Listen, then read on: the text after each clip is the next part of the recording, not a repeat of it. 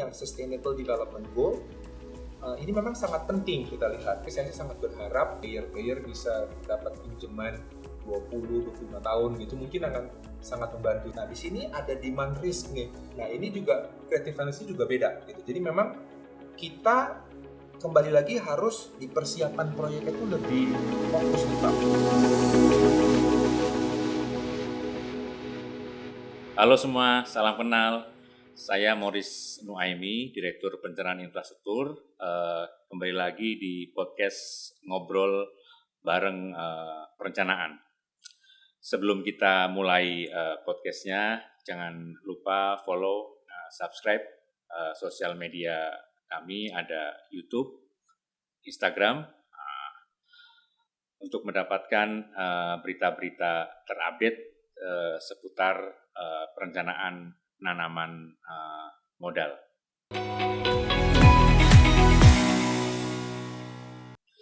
Untuk kesempatan kali ini kita kedatangan tamu yang luar biasa, khususnya di investasi infrastruktur, Pak Sahala Sitomorang dari Ernst & Young yang sudah cukup banyak pengalamannya di bidang investasi infrastruktur. Beliau ini adalah partner dan strategi transaction di Ernst & Young yang sudah 20 tahun lebih itu ya di sektor infrastruktur serta pembiayaan infrastruktur khususnya di sektor publik dan sektor swasta. Halo Pak Sahala. Halo Pak. Apa kabar? Baik ya. Pak, sehat. Sehat ya, luar biasa. Oke Pak Sahala, sebelum kita bincang mendalam, nih kalau boleh tahu nih bisa menjelaskan profil EY dan juga mungkin keterlibatan EY dalam proyek-proyek infrastruktur di Indonesia. Oke, thank you Pak Morris. Terima kasih juga nih kita bisa diundang nih Pak di acara ngobrol bareng tadi ya Pak ya. Kalau EY gitu Pak ya atau Ernst & Young gitu Pak di Indonesia kita sudah cukup lama Pak. Nah EY itu sendiri merupakan firma konsultan profesional lah Pak ya. Kita banyak departemennya Pak. Kalau dari awal nih kita ada assurance gitu Pak ya yang berhubungan dengan audit. Kemudian juga ada yang tax, bantu dalam pajak. Kemudian juga kita bilang ada namanya consulting. Satu lagi Pak, ada yang namanya strategy and transaction. Itu bagian saya. Ya, ini kita banyak bantu investor juga Pak untuk masuk ke industri infrastruktur terutama. Nah, kalau dikatakan mengenai pengalaman EY gitu Pak ya di infrastruktur Indonesia, kalau saya boleh bagi dua dulu nih Pak, kita membantu pemerintah maupun membantu swasta. Di satu sisi kita juga banyak bantu pemerintah dalam hal KPBU contohnya Pak. Kita banyak bantu pemerintah untuk membantu proses KPBU yang ujungnya nanti kan Pak mencari swasta juga. Kemudian juga kita juga bantu pemerintah juga Pak untuk mencari joint venture partner. Contohnya yang terakhir kita bantu pemerintah daerah, Pamjaya gitu Pak ya. Itu kita mencari joint venture partnernya lah kira-kira. Itu concessionernya. Nah, kalau dari sisi industri Pak, kita cukup aktif juga di banyak industri. Contohnya tadi sempat ngobrol dengan Bapak ya, ada di jalan tol, kelistrikan juga Pak, di distribusi air, rumah sakit juga. Nah, karena pengalaman kita cukup lama gitu Pak ya, jadi dari sisi industri juga cukup banyak sih yang sudah kita lakukan sih Pak. Sorry tadi ketinggalan mengenai yang swasta ya, kita juga banyak bantu swasta juga Pak, dalam hal mereka bidding misalnya. Nah, karena kita juga punya pengalaman di pihak pemerintahnya, jadi swasta juga melihat bahwa kita juga mengerti nih bagaimana pemerintah melakukan proses KPBU atau proses tender, sehingga mungkin swasta melihat hal itu jadi hal yang merupakan value added kita gitu Pak, pada saat kita membantu swasta. Contoh-contoh nyata kali ya Pak ya, yang kita baru saja sih yang terakhir saya sebutkan tadi, Pamjaya. Kita bantu Pamjaya itu kemarin itu kita bantu mereka untuk mendapatkan joint venture partner lah bisa kita bilang ya Pak ya. Kita kan tahu sebelumnya itu ada Aetra dan Palija gitu Pak ya. Nah ini kan udah berakhir nih periodenya. Nah, perlu yang baru lagi. Nah itu kita bantu Pamjaya. Nah di sisi lain juga kita juga banyak bantu swasta gitu Pak. Swasta ada satu BUMN yang sekarang kita bantu gitu Pak ya. Mereka untuk recycle, kita bilangnya recycle aset. Nah, tujuannya apa? Tujuannya untuk mereka dalam tanda kutip menjual jalan tolnya gitu. Nah itu kita juga berusaha mencari pihak swasta yang bisa membeli jalan tolnya. Kira-kira pandangan IW sendiri terkait tren dan proyeksi investasi infrastruktur Indonesia dalam waktu mungkin 5 tahun ke depan atau 5-10 tahun ke depan itu akan seperti apa ya? Oke, nah kalau menurut saya Pak, 5 tahun ke depan prospek atau proyeksi infrastruktur Indonesia ini pasti sangat menarik Pak. Kenapa? Kita lihat Pak dari satu sisi ya Pak ya, trennya kita membaik terus nih Pak, membaik terus. Kalau dari sisi salah satu ukuran yang biasa digunakan tuh Pak, peringkat sektor infrastruktur kita itu seperti apa? Kalau dari 2018 kita kan di ranking 59. Ini kita udah naik nih Pak ke ranking 52. Naik, tapi menurut saya masih bisa dinaikkan lagi gitu. Nah, investor juga sudah lebih yakin terhadap infrastruktur Indonesia, governance kita seperti apa. Nah, kalau saya sih melihatnya 5 tahun ke depan ini merupakan masa-masa yang penting nih Pak bagi infrastruktur Indonesia. Karena di satu sisi kita udah mulai naik, tapi masih room untuk naiknya lagi masih cukup besar. Jadi investor-investor itu melihat, wah ini saat yang baik nih untuk masuk ke industri infrastruktur di Indonesia. Sektor investasi infrastruktur yang manakah yang paling diminati investor dalam kurun waktu 5 tahun ke depan, Pak? Kalau menurut saya sih Pak, bisa dibilang hampir semua infrastruktur ya Pak ya, ini menarik. Tapi kalau saya boleh bagi 3 gitu Pak ya, yang pertama itu yang hubungannya dengan yang PSN. Nah ini kan PSN Pak lagi digiatkan oleh pemerintah kita ya Pak ya. Kemudian yang kedua mengenai IKN nih Pak, Ibu Kota Negara Baru kita. Nah yang ketiga itu yang berhubungan dengan Sustainable Development Goals. Nah ini 3 hal ini nih menurut saya akan sangat menarik nih Pak.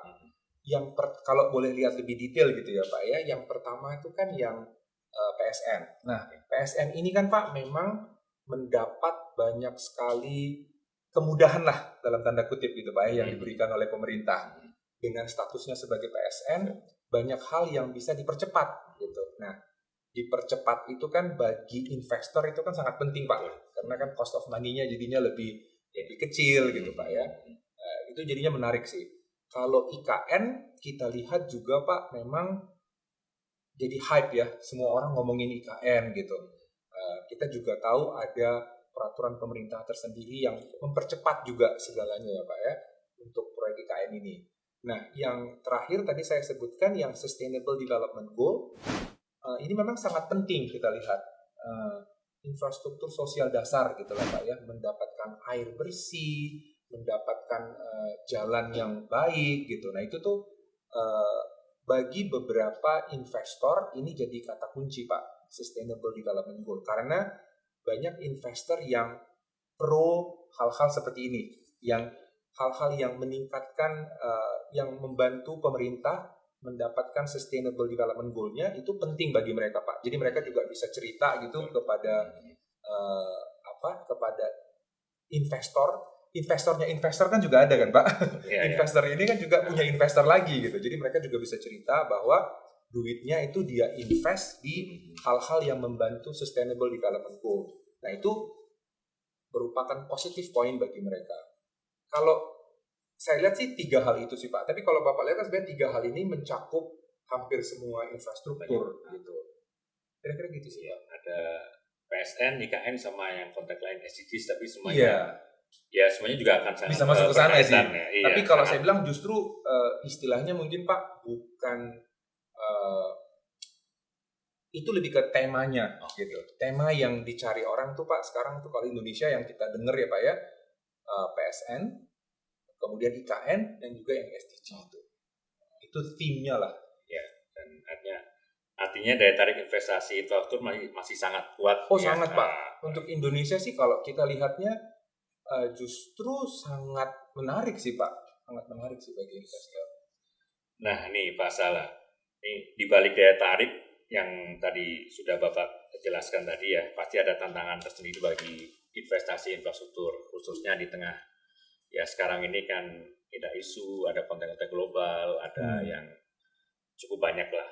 Mungkin Bapak bisa jelaskan terkait tantangan investasi infrastruktur di Indonesia dalam waktu 5 tahun ke depan. Oke, tantangan ya Pak ya. Iya. Tadi kita udah cerita positifnya apa Belum, gitu iya, Pak ya. betul. Outlooknya sih tadi saya sebutkan 3 gitu Pak ya hal pentingnya. Kalau yang tantangannya mungkin biar kesannya lebih positif kita Pak 2 aja cukup. Nah, ada 2 hal nih Pak kalau saya lihat ya. Yang pertama itu mengenai pendanaan Pak, financingnya. Nah, yang kedua tantangannya menurut saya koordinasi dari semua pihak gitu. Nah, kalau kita boleh cerita satu-satu gitu Pak ya. Kalau financing sebenarnya sih Pak bisa plus minus ya. Plus minus dalam arti ya kalau butuh financing sih nggak masalah gitu, investor akan bisa masuk. Tapi kita lihat memang ini besar sekali kebutuhan funding kita. Tadi kalau kita lihat dari PSN itu hampir 5.000 triliunan gitu Pak ya. Nah kalau nanti Bapak lihat juga dari sisi IKN-nya juga cukup besar pendanaannya. Sementara kita juga tahu pemerintah kita pendanaannya terbatas gitu Pak. Jadi kalau memang kita mengharapkan semuanya dari pemerintah kok kayaknya nggak akan selesai Pak. Bisa sih Pak, cuma tapi 50 tahun lagi. Keburu saya udah tua banget kali Pak. Jadi memang tantangannya kita lihat adalah pendanaannya nih Pak. Walaupun menurut saya ini bisa jadi opportunity sih ya, opportunity karena pihak-pihak asing juga sangat tertarik untuk masuk ke Indonesia. Nah, kalau boleh sedikit lebih teknis gitu ya Pak ya, pendanaan kita yang harapkan di sini juga sebenarnya kalau saya pribadi tuh pengennya bisa melihat rupiah fund-nya nih Pak, rupiahnya nih. Kalau kita tergantung terus terhadap mata uang asing gitu Pak ya, kok kayaknya bisa mengganggu nanti nilai tukar kita. Contohnya nih Pak ya, kalau kita sekarang ke bank gitu Bapak untuk mendapatkan 30 tahun gitu kayaknya nggak mungkin deh. Saya masih ingat 5 tahun yang lalu gitu Pak ya, kayaknya kita paling panjang gitu rupiah itu kita bisa pinjam mungkin 10 tahun. Kalau sekarang sih 15 tahun sih oke. Tapi saya sih sangat berharap gitu kalau bisa gitu player-player bisa dapat pinjaman 20-25 tahun gitu mungkin akan sangat membantu sih Pak. Karena kan proyek infrastruktur ini panjang Pak. Panjang.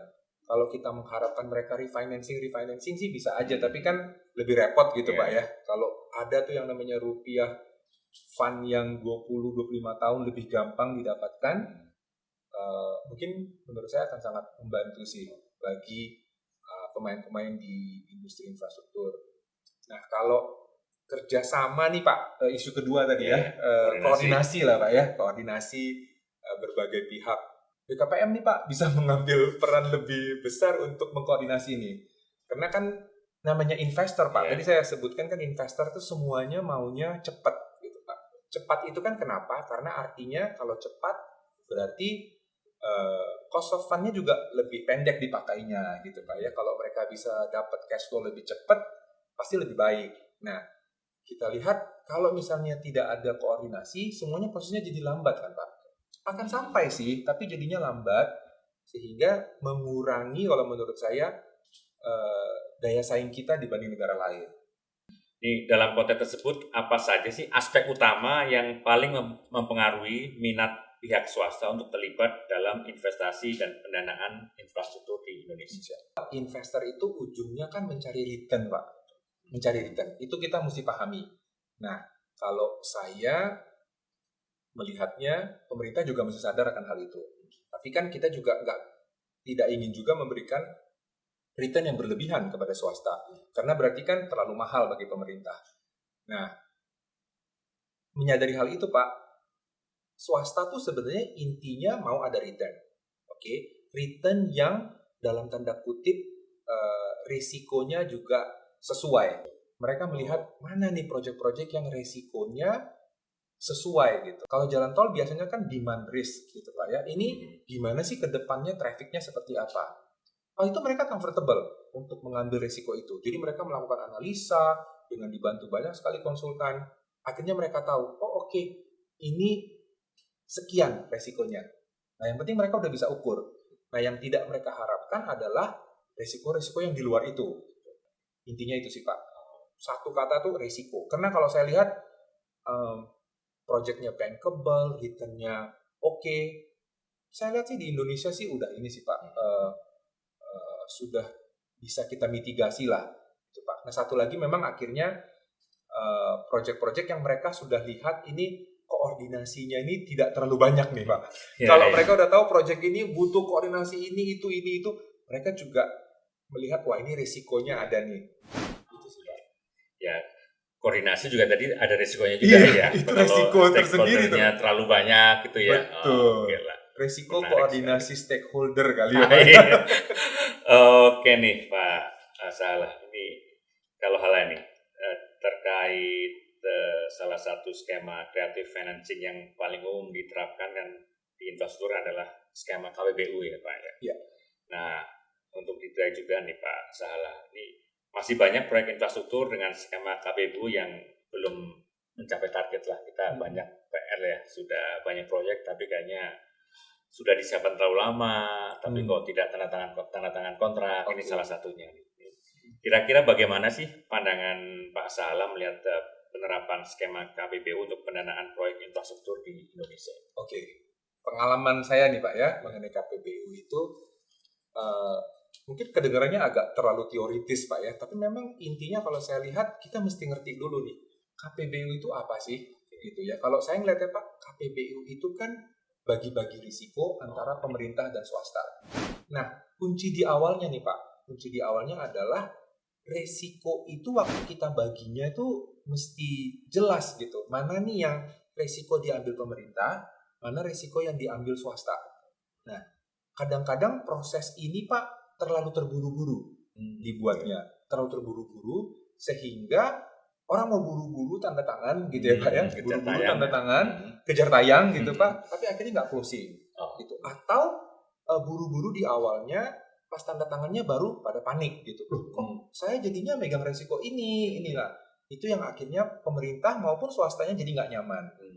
Nah kalau menurut saya Pak, sebaiknya di awal itu mesti jelas sekali. Jadi misalnya semua Pak proyek itu Pak infrastruktur itu ada risikonya. Semua pasti ada. Justru makanya itu tujuannya ada KPBU. Nah kita mesti bisa mengurai nih Pak, risiko-risikonya apa saja. Terus kita bagi, oh ini yang mengendalikan pemerintah, yang ini mengendalikan swasta, atau yang ini bareng-bareng. Nah, hal ini Pak mesti kita buat dalam pemahaman yang sama sehingga dibuat strukturnya jadi jelas, atau kita istilahnya struktur transaksinya jadi jelas. Gitu, siapa yang tanggung jawab apa gitu Pak. Nah, ini memang dari awal harus dikerjakan dengan baik gitu. Maksudnya jangan terburu-buru gitu, jangan nanti beres lah. Kadang-kadang di pengalaman saya itu Pak, mau cepet-cepet di awal, tapi di akhirnya jadinya baru sadar gitu. Oh iya ya, ada yang miss gitu. Ada yang miss gitu. Wah, pemerintah nggak boleh nih ngambil resiko ini. Gitu baru sadar. Oh, resiko misalnya exchange rate gimana, resiko suku bunga gimana gitu. Baru sadar di akhir gitu. Akhirnya mundur lagi gitu. Karena di awal-awalnya menurut saya tergesa-gesa gitu. Itu sih Pak. Kalau misalnya hal itu bisa kita lakukan dengan baik, saya pikir sih KPBU sangat menarik ya Pak. Ya, artinya detail penyiapannya itu yang kita harus disiapkan. Lebih baik berdarah-darah di depan daripada nanti pas di akhir baru ketahuan gitu ya. Setuju Pak. Tantangan Setuju Pak. Itu yang memang harus diberikan cukup waktu sih. Betul. Memang kadang-kadang saya ngerti sih orang selalu bilang ya banyaklah dengan teman-teman di pemerintah juga, wah KPBU ini kelamaan gitu. Oke, saya ngerti sih memang harus kita percepat. Ya nggak bisa juga terlalu lama ya Pak ya. Kita berusaha mempercepat, cuman jangan dipotong-potong prosesnya gitu. Oh ini udah ini langsung aja kita bikin. Pokoknya strukturnya ngambil struktur yang lain aja gitu. Nah itu jangan menurut saya. Di depan ini yang kita harus strukturnya benar-benar kita dudukkan gitu Pak ya, sehingga semua pihak nyaman nih. Oh ini struktur transaksi yang nyaman gitu bagi semua pihak. Oke, baru kita buat tender segala macam sehingga jadinya di proses tender itu jadi bisa lebih cepat Pak. Tadi istilah Bapak itu memang penyiapan proyeknya yang perlu kita lebih fokusin gitu Pak. Lebih effort di awal-awalnya itu, berdarah-darah di awal tuh Pak. Iya. Oke lah, menarik nih. Pencerahannya juga kayak Pak Indra, kontak-kontak itu yang kayaknya harus lebih dipersiapkan tadi ya di depan gitu ya.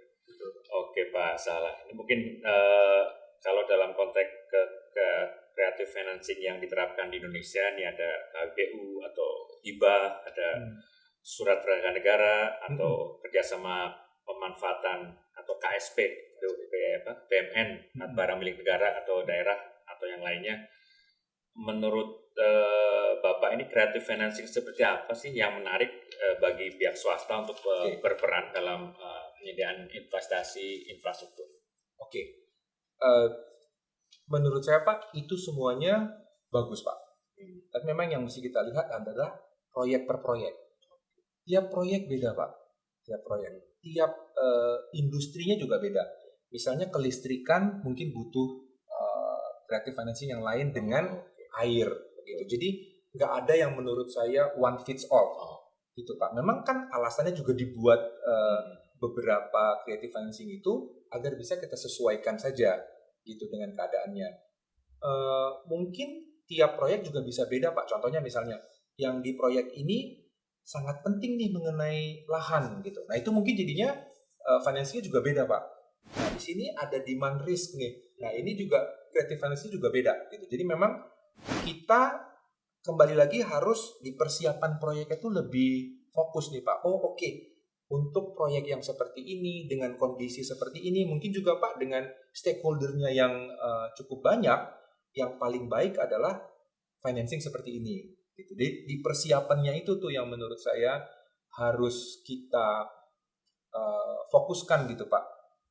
Itu sih Pak. Ya, berarti tidak ada yang one fit for all ya. Punya masing-masing punya konteks. Betul. Jadi dari beberapa opsi ya harus melihat konteks-konteks tadi yang tadi Bapak jelaskan itu ya. Ya, kalau satu hal yang boleh saya ini Pak ya, ini permohonan juga nih Pak. Kadang-kadang Pak di teman-teman gitu Pak ya, pemahamannya Pak yang kurang. Pemahaman mengenai hal itu. Sebenarnya kan creative financing itu udah banyak Pak. Betul. Udah banyak.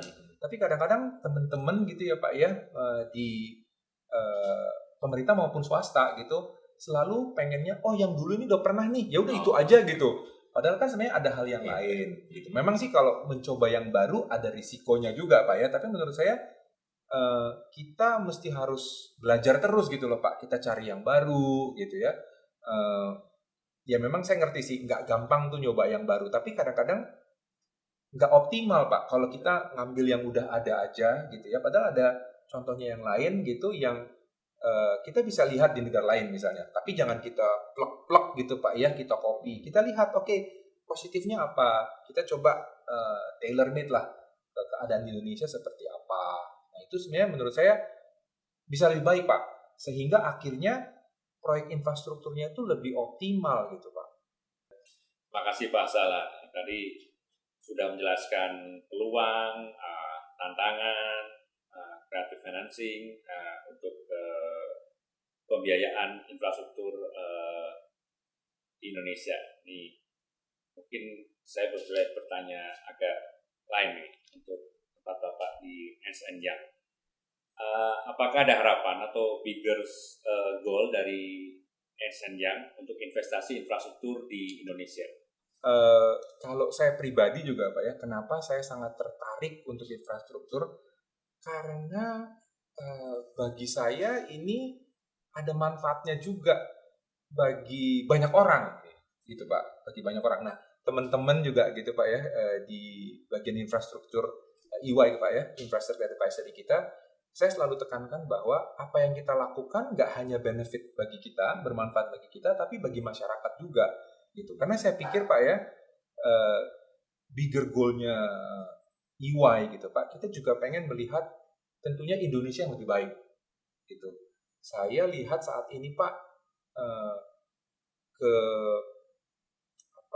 kekurangan dari sisi infrastruktur kita kan banyak menghambat nih Pak perkembangan ekonomi kita gitu Pak ya, daya saing kita gitu. Investor juga Pak kan melihat kok infrastrukturnya seperti apa di Indonesia. Wah kalau gitu saya ke negara lain aja deh gitu. Saya pikir sih Pak dengan resources-nya kita, dengan growth kita ke depannya, saya sangat yakin investor bisa akan masuk gitu. Kalau infrastruktur kita cukup baik. Nah, sehingga akhirnya saya pikir bigger goals kita nih Pak EY, kalau kita bisa buat infrastruktur yang lebih baik, yang lebih optimal dan tentunya lebih murah gitu Pak, tentu perkembangan negara kita jadi lebih baik dan akhirnya kita bisa Indonesia yang lebih baik dan lebih besar gitu Pak. Oke, terima kasih. Ini mungkin apa sih last but not least nih Pak Sahala, agak apa harapan EY untuk kami di Kementerian Investasi BKPM? Oke. Saya pikir sih Pak, BKPM ini kan menjadi bisa dibilang pintu masuknya investor gitu Pak. Pintu masuknya investor ya Pak ya. Jadi orang juga kalau mau masuk ke Indonesia pasti mikirnya, oh kita ngomong dulu deh ke BKPM. Karena kan memang kalau pemahaman saya kita dibuat untuk itu ya Pak ya. Menjadi pintu masuk lah bisa dibilang investor gitu. Nah yang harapan kami Pak, tadi satu kita sebutkan juga Pak ya, agar bisa jadi mengkoordinir investor-investor yang masuk nih Pak. Jadi mereka juga tahu nih arahnya kemana gitu Pak ya. Jadi bisa dibilang BKPM ini bisa menjadi pintu yang baik dan juga memberi arahan kepada investor mau masuknya gimana gitu. Satu lagi Pak, tadi bisa membantu koordinasi Pak kali. Koordinasi stakeholder kali Pak. Ya ini PR lah. Ya mungkin ya bukan sudah kita lakukan tapi perlu dioptimalkan. Ya, dioptimalkan lagi Pak. Oke Pak, ini terakhir nih ya, beneran terakhir nih. Mungkin ada statement dari Pak Sahala untuk teman-teman yang menyaksikan acara ini gitu. Oke, kalau bagi saya sih harapannya sih kita mesti aware gitu ya bahwa saat ini walaupun infrastruktur kita sudah baik, tapi kalau dibanding dengan negara lain kita masih tertinggal. Gitu. Jadi saya sih mengharapkan agar semua pihak gitu yang terlibat dalam pembangunan infrastruktur di Indonesia tuh lebih bekerja sama gitu dengan yang lain sehingga prospek infrastruktur Indonesia menjadi lebih baik sehingga kita bisa menarik investor untuk invest di Indonesia. Mungkin itu kali Pak.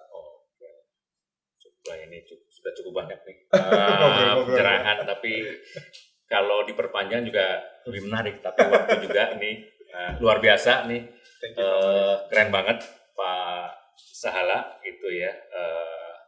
Apa yang tadi sudah disampaikan terkait infrastruktur ya emang tantangannya banyak, tapi peluangnya juga banyak yang artinya kita optimalkan lah ya untuk ke depan.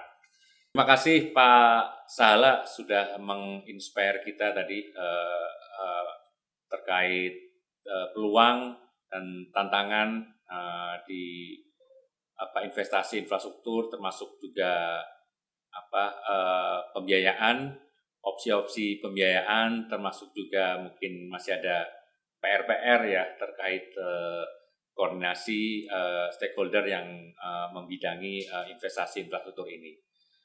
Termasuk juga konteks tadi harapannya terhadap Kementerian Investasi BKPM khususnya dalam bidang investasi infrastruktur di dalamnya.